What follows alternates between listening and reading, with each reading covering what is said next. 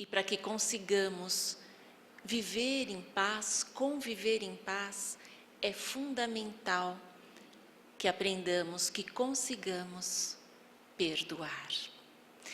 E no capítulo 10 do Evangelho segundo o Espiritismo, bem-aventurados os misericordiosos, mais especificamente nos itens 7 e 8, Jesus, se referindo ao ritual das oferendas no altar, que era uma prática comum entre os judeus daquele tempo, inclusive com o sacrifício de animais, ali, ele propõe o sacrifício do nosso próprio ressentimento como sendo o mais agradável a Deus. E nessa passagem evangélica, fica bem claro que Jesus não se mostrava nem um pouco preocupado com o culto externo. Ele mesmo afirmou que não veio destruir a lei. Conhecedor profundo da natureza humana, o Mestre sabia que tudo seria diferente à medida em que nós entendêssemos que a nossa relação com Deus sempre esteve muito acima de qualquer ritual. Que o altar verdadeiro é o da nossa consciência e que é nele que nós precisamos, devemos oferecer diariamente a luta contra os nossos instintos inferiores e, muito particularmente, o esforço do perdão.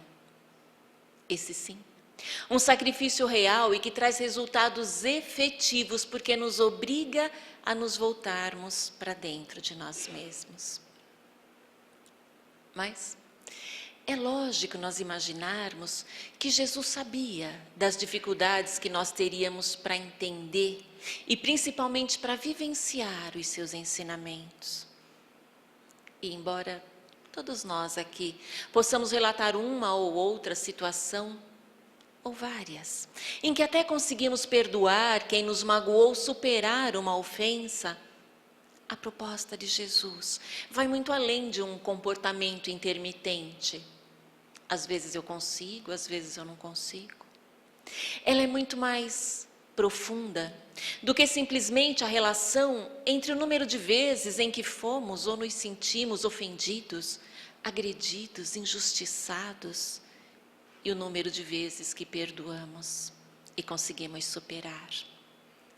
Porque das mais diversas formas, o Mestre procurou nos mostrar que não faz muito sentido nós nos ofendermos com as atitudes do outro.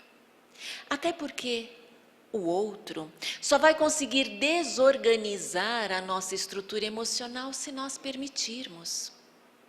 Então, quando isso acontece, o desequilíbrio é nosso.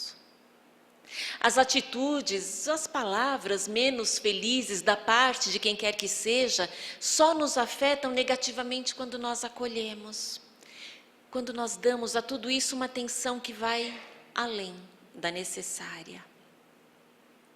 Mas, diante de toda a nossa fragilidade emocional e moral, há mais de 2000 anos o grande terapeuta do universo já nos indicava a terapia infalível do amor como a única, capaz de fortalecer a nossa estrutura íntima, a ponto de nos colocarmos a salvo não só de toda e qualquer hostilidade externa, com eficácia total, mas principalmente do mal maior, que não é o que vem de fora, mas aquele que nós deixamos nascer aqui dentro. Daí a necessidade de nos conhecermos, de conhecermos o nosso papel no núcleo familiar no qual nós estamos inseridos, na sociedade, e de termos consciência de que o caminho que nós estamos seguindo é realmente aquele que leva até o ponto onde nós pretendemos chegar.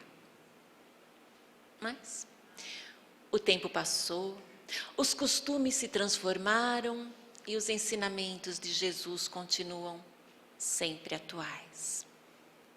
Mas esse sacrifício do perdão, embora agradável a Deus para muitos de nós, continua sendo um assunto bastante delicado. Porque como é que nós podemos conceber perdoar certas coisas que nós não conseguimos esquecer e que cada vez que nós lembramos, nos maltratam, nos machucam?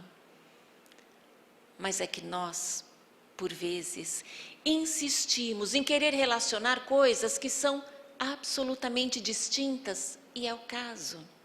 Porque perdoar não requer que nós esqueçamos aquelas experiências intensas que, embora não tendo sido experiências felizes, fizeram parte da nossa vida, nos marcaram e hoje, de alguma forma, compõem o nosso acervo de aprendizados. Porque essa é, na verdade, a grande finalidade da dor. Nós não sofremos porque fizemos algo errado lá atrás e o Pai agora quer nos punir, quer nos castigar, nada disso.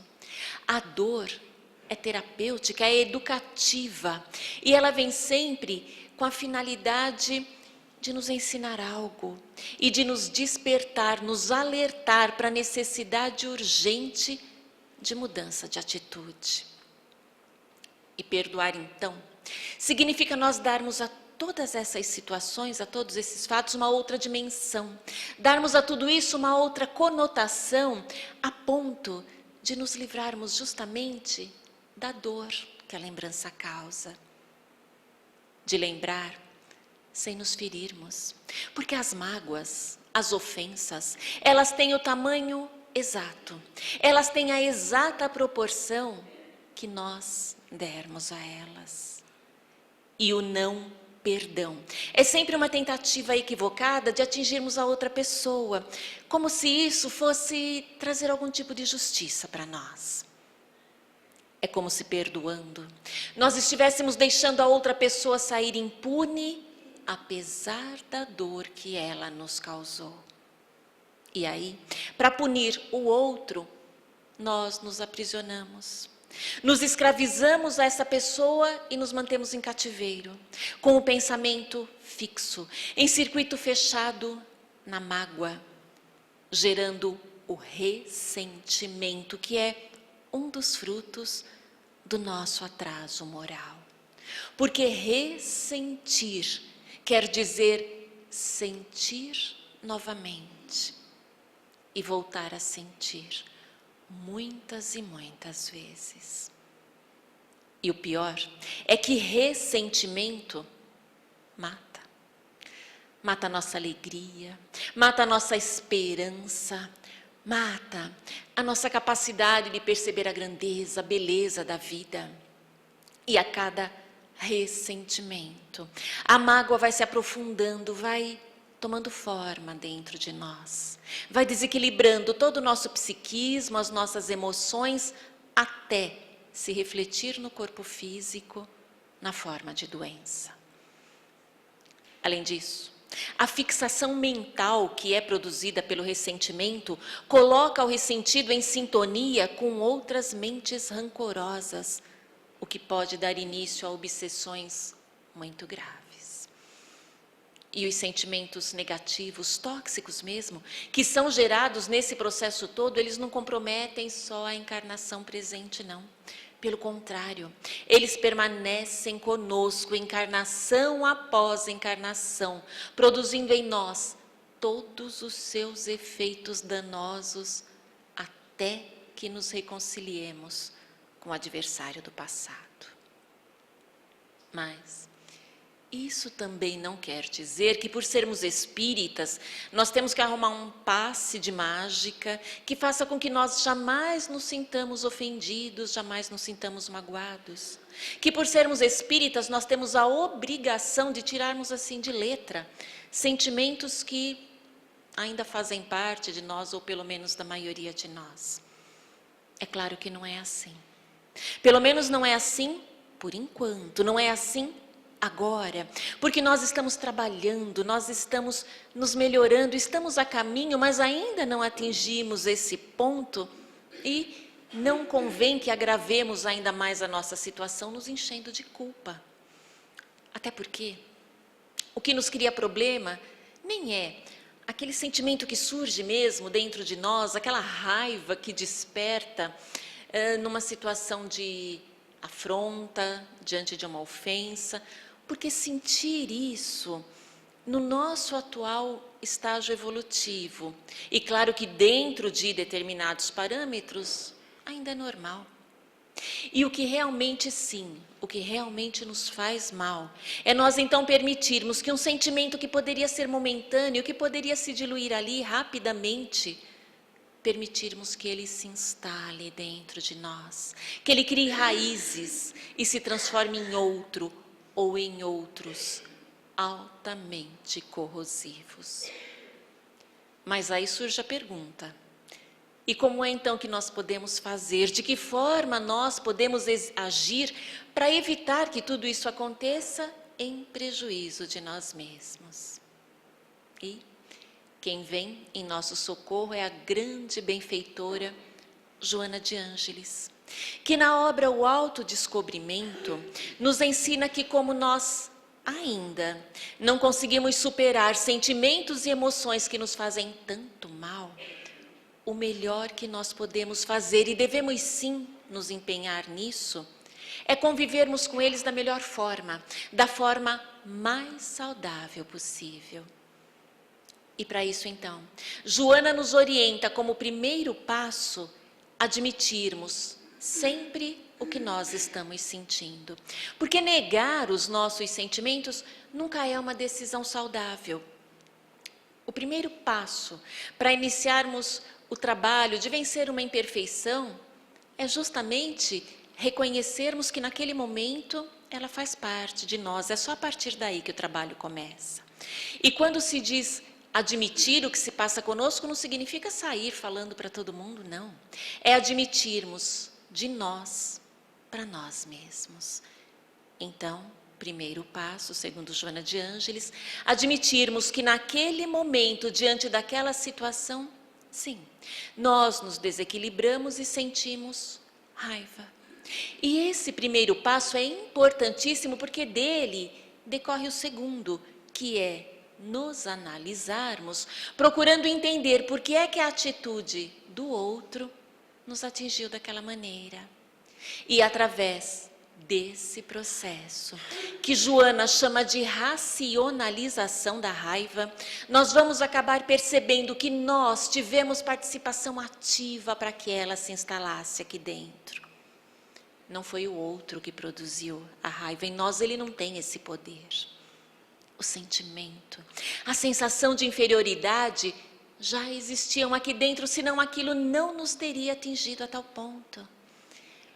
É como se o ato praticado ou a palavra proferida fosse a chave certinha, que de repente abriu uma porta que nós havíamos trancado cuidadosamente. Mas, a partir desse entendimento, naturalmente, nós começamos a refletir sobre o desequilíbrio do outro, naquele momento, quando tudo aconteceu. E isso faz com que a mágoa vá se dissipando, faz com que ela vá perdendo terreno, impedindo que aquilo fique se repetindo continuamente dentro de nós, na nossa emotividade. O que não significa de forma alguma que nós estejamos aceitando e nem concordando com a atitude de pessoas à nossa volta que muitas vezes agem mesmo sem pensar muito nas consequências dos seus atos. Todos nós somos credores de consideração, de respeito, mas a partir do momento em que nós nos apropriamos da nossa cota de responsabilidade, isso em tudo na vida, ao invés de ficarmos ali nos lamentando e alimentando pensamentos e sentimentos que nos envenenam, nós usamos a nossa energia para mudar a situação que nos incomoda. Nós nos colocamos, estabelecemos limites. E isso também é trabalho de autoestima. Porque quem se ama e se valoriza de verdade, não se magoa por qualquer coisa, não. Mas, em função ainda da nossa condição evolutiva, é importante que estejamos sempre muito atentos. Porque para muitos de nós, o revide ainda é o primeiro pensamento diante da ofensa. E o desejo de vingança, ele pode se manifestar de várias formas. E às vezes nós conseguimos camuflar isso tão bem que nem nós mesmos percebemos que ele está ali. Mas ele está quietinho, disfarçado, polido pelo verniz do mundo, só esperando o momento mais oportuno para agir, para dar o troco, para fazer justiça. E quando esse desejo de vingança oculto existe em nós, não significa que nós vamos nos vingar do outro, mas com toda certeza, nós acabamos por nos vingar em nós mesmos, nos desamando, nos abandonando, nos punindo, criando processos graves de depressão, permitindo que uma ofensa, uma palavra, um gesto à falta dele, ofusque a nossa luz. Pensar em vingança, além de demonstração de total falta de confiança em Deus, também é pretendermos, é achar que podemos nos colocar acima daquele que nos rege através de leis soberanas, justas e eternas. Mas o desejo de prejudicar o outro nunca vai encontrar respaldo na lei de Deus.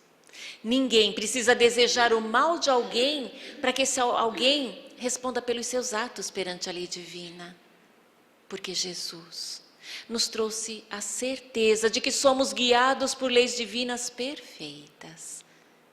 Quem prejudica o outro deve sim receber a pena correspondente, deve ser reeducado, mas para isso existem as leis humanas.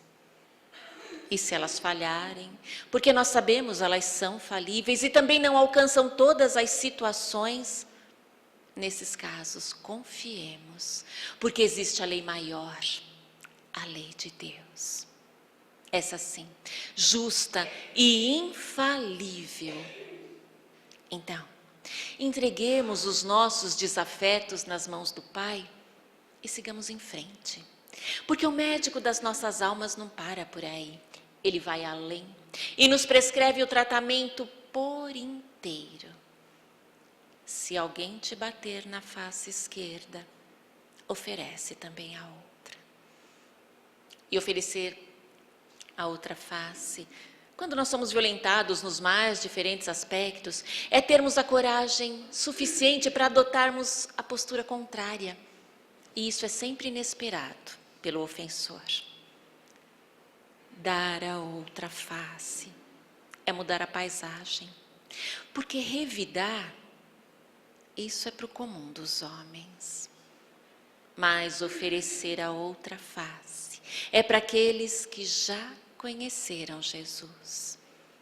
E como diz Joana de Ângeles, aquele que conhece Jesus nunca mais é o mesmo. Mas ainda em relação ao perdão, existe um aspecto para o qual a nossa doutrina espírita nos chama a atenção de forma muito particular, quando nos ensina que da mesma forma que o amor, o ódio também atravessa as fronteiras do túmulo, da vida física, e que tanto os nossos amigos quanto os nossos desafetos desencarnados estão sempre por perto, tentando nos influenciar. Aos amigos, nós chamamos mentores, anjos da guarda, protetores, mas aqueles que foram incapazes de nos perdoar e que passaram para outra dimensão da vida, carregando consigo toda a mágoa, todo o rancor que nutriram e nutrem ainda por nós. A esses nós chamamos obsessores e deles nós queremos nos livrar a qualquer preço.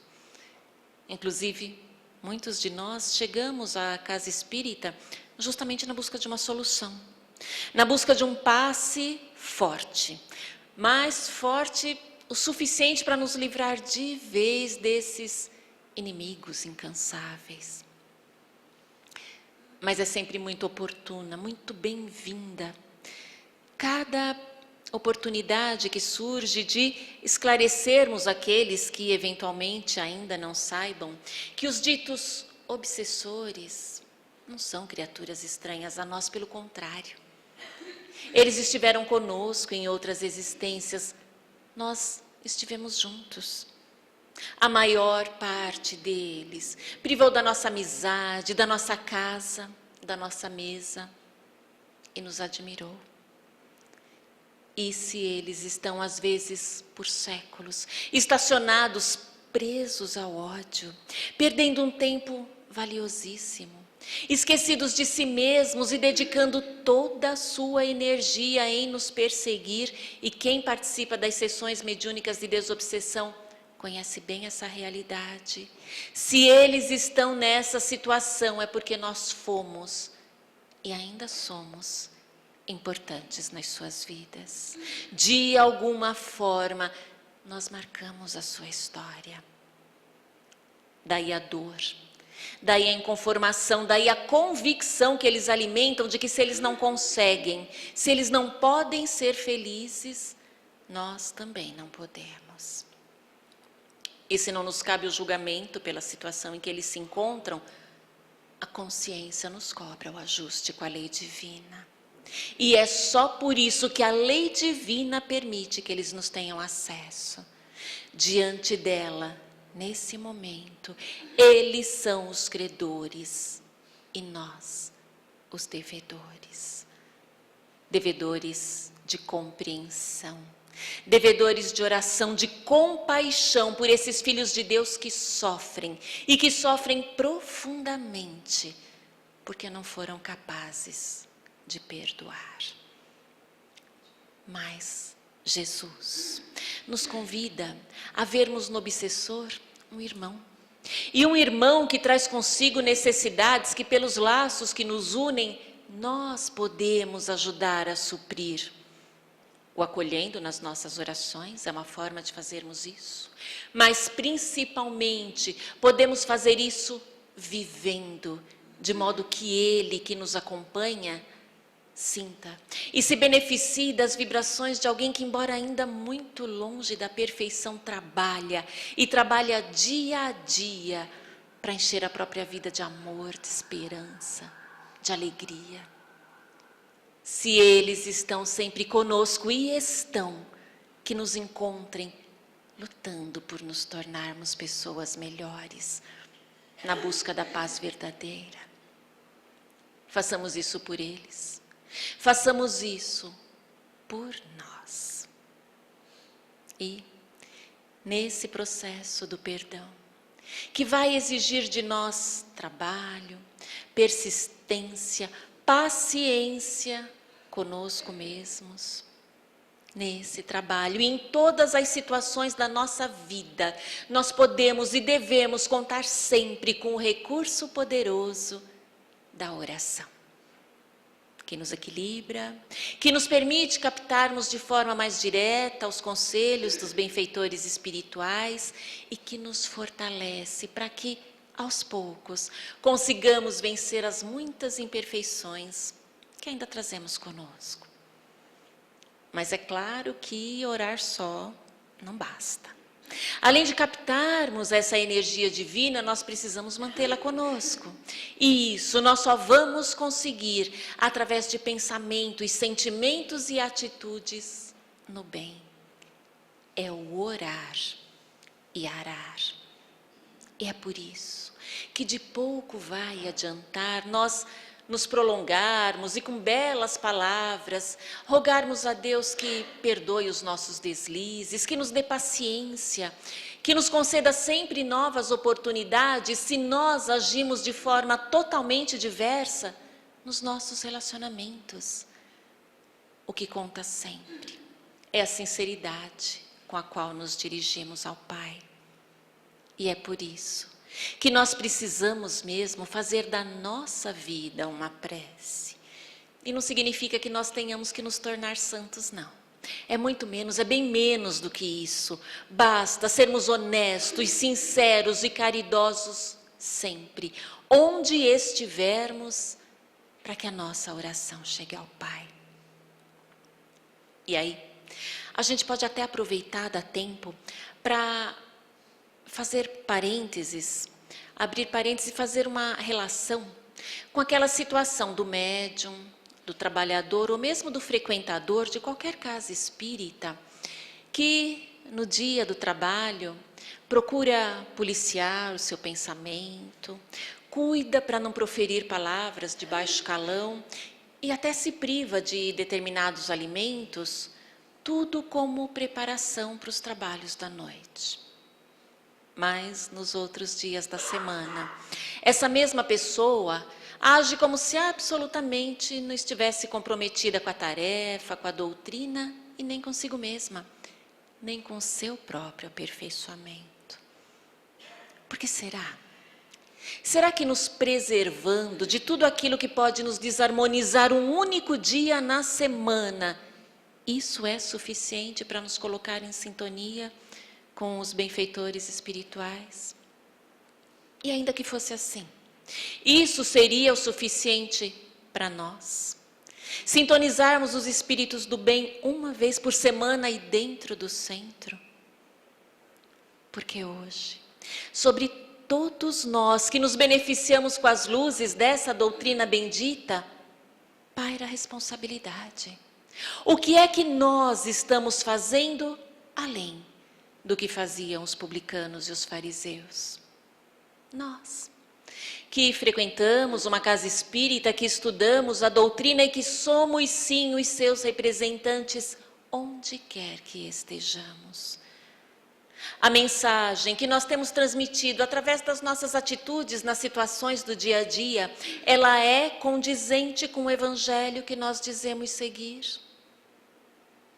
Porque pelo conhecimento que todos nós já temos, e eu tomo a liberdade de incluir aí quem eventualmente esteja vindo pela primeira vez, porque eu tenho um amigo que diz, e eu concordo muito com ele, que 5 minutos de doutrina já nos faz responsáveis por muita coisa. Então, pelo conhecimento que todos nós já temos, por tudo e por tanto que todos nós já recebemos, essa noite mesmo, a Tânia falou tão bem, ao transpormos os portais dessa casa, já fomos acolhidos, beneficiados, tratados pelos benfeitores espirituais. Por tudo isso, nós temos a necessidade e a responsabilidade de aplicarmos os ensinamentos espíritas, que acima de tudo são éticos e são morais, não só aqui dentro, mas principalmente na nossa convivência com o mundo lá fora, na nossa vida de relação, sempre, todos os dias. Porque enquanto nós não nos convencermos da necessidade premente de distribuirmos gratuitamente lá fora tudo o que nós recebemos de graça aqui dentro, enquanto nós não nos convencermos disso, não adianta nos iludir, porque nós vamos continuar tomando passe, água fluidificada, remédio e doentes. Porque as mágoas, os rancores, o não perdão nos tornam pessoas amargas, infelizes, tristes. E a tristeza faz com que a glândula hipófise, que é uma glândula que a gente tem no cérebro, diz o Dr. Sérgio Felipe que quando a gente coloca a ponta da língua no céu da boca, a gente está na direção da glândula hipófise. E a tristeza, então, faz com que essa glândula aumente a produção do ACTH, que é um hormônio que estimula as suprarrenais a secretarem o cortisol. E cortisol em quantidade elevada por tempo prolongado, inibe o sistema imunitário. E o que é que isso quer dizer? Isso quer dizer que a tristeza nos coloca vulneráveis a doenças graves, porque interfere no funcionamento das nossas glândulas, de diversos órgãos e até na reprodução das nossas células. O que pode, evidentemente, que em casos bem mais extremos, dar origem aos tumores cancerosos. Em compensação, o amor e o perdão também têm ressonância na intimidade das nossas células. Eles têm o poder de mudar, de modificar toda a química do nosso organismo, influenciando, claro, positivamente a nossa saúde. Quando nós estamos bem interiormente, Quando agimos com amorosidade, com serenidade, as nossas glândulas secretam os hormônios da paz, da felicidade, da alegria, que funcionam como verdadeiras vacinas naturais que reforçam o nosso sistema imunológico. Outro dia eu ouvi uma frase que eu achei perfeita para esse tema, para esse momento. Guardar ressentimento é como pegar uma brasa e tentar atingir o outro. Aquele que supostamente nos ofendeu, nos feriu. Se nós vamos conseguir acertar a pessoa ou não, nós não sabemos. Mas o certo é que a nossa mão vai ficar queimada. Ela vai arder. O ressentimento é essa queimadura na nossa saúde física, psíquica e espiritual. Quando nos ensinava a perdoar, Jesus queria dizer para não ficarmos com a brasa, porque ela vai nos ferir profundamente. Na verdade, quando nos exortava a amarmos o inimigo, a oferecermos a outra face, a perdoarmos 70 vezes, 7 vezes cada ofensa, o Mestre nos indicava um caminho de equilíbrio e de serenidade. Porque pelo perdão, nós nos desligamos do ofensor. E quando nos desligamos do ofensor, nós nos livramos de perturbação, de doença, produzimos energias que nos equilibram e nos aproximamos dos benfeitores espirituais. E é por tudo isso que perdoar não é coisa de quem não tem amor próprio, não, como de vez em quando a gente até ouve por aí. Pelo contrário, o perdão é para pessoas com maturidade, pessoas que amam a si mesmas e que sabem que está nas suas mãos o poder de decisão por uma vida melhor, mais feliz e mais saudável em todos os aspectos. Nós precisamos mudar a nossa postura diante da vida urgentemente. E Joana de Ângeles também diz que quando nós aspiramos por mudanças para melhor, todo o nosso campo mental irradia energias que contribuem para a realização da nossa meta. E o que acontece a partir daí não é nenhum milagre, não, mas só o resultado do nosso empenho pessoal.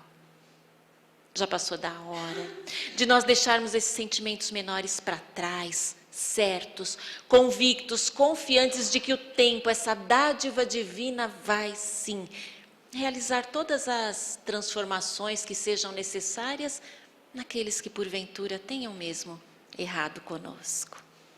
Até porque nós sabemos, por notícias da espiritualidade, o nosso planeta está evoluindo e a Terra já está em vias de ser promovida a mundo de regeneração. E isso é algo que vai acontecer conosco, por nós ou apesar de nós. E recalcitrar pode significar não seguir com ela. Então, se passamos, e quem de nós não passou, por aquela situação em que nos sentimos traídos, humilhados, injustiçados, é porque era realmente necessário. Às vezes até como oportunidade de provarmos para nós mesmos se já vencemos determinado ponto, determinada dificuldade e se estamos prontos para a próxima etapa. Mas para que fosse assim, alguém precisaria fazer o papel do opositor. Se não fosse aquela pessoa, seria outra.